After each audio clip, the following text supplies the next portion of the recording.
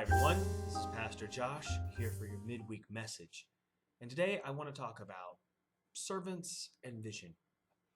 Right outside my door here in my office at St. Paul, there's this board somebody put up. And it's got a bunch of sticky notes like all over the board. And then it has these words that says, when you close your eyes and dream of St. Paul, what do you see? And it's been up here for, I don't know, well over a month. And there's only 2 people that have filled it out. And I wondered why that was. It kind of bothers me. Why so few people have a dream for St. Paul. Because I know that we as people, we have dreams for ourselves. I talk to many of you, and you have an idea of what you want to do and where you want to go with your life, and your promotions and your kids and your job and your relationships and with your spouse or partner, and you know what you want. But when it comes to St. Paul, I don't know if we know that. Many of us may say, oh, well, we want more members, and we want more money in the bank, and we want to, I don't know, be a pillar of the community. But none of those feel right, because they seem like, I don't know, to me they feel like there's these arbitrary things that really aren't what we're supposed to be about. And the reason I think that is because in Mark 10 for this week, we have this section where Jesus is talking with John and James, and they've asked to sit on the right and the left hand of Jesus, and the disciples are upset.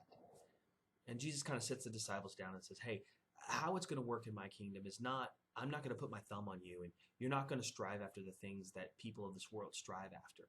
You're going to be the opposite. That you're going to do backwards.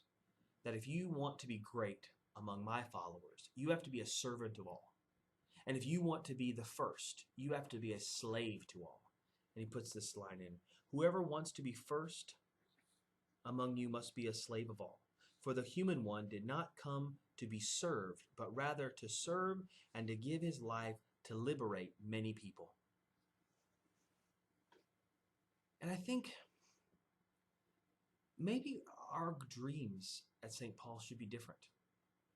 That our dreams should not be a huge endowment or more butts in seats or more kids on Sunday.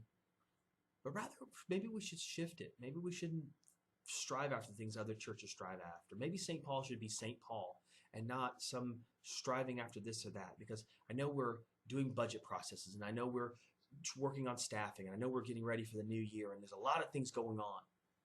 But maybe we should just switch it. Maybe we should say, you know what? We should be focused on something different. We should be focused on faith. We should be focused on a relationship with God. That we should be working on developing dynamic and deep faithful people who ask deep questions, who strive after God, who run with abandon after the vision that God has given us. That we would dream dreams and see visions and have a life more abundant and free, to be liberated. Maybe that's what we should do. I have a lot of folks that are worried about a lot of little things. And Christ clearly says that we're not supposed to be like those other things. We're not supposed to strive after that stuff. That we're supposed to be focused on service. So I hope that helps this week. I hope to see you on Sunday. God bless.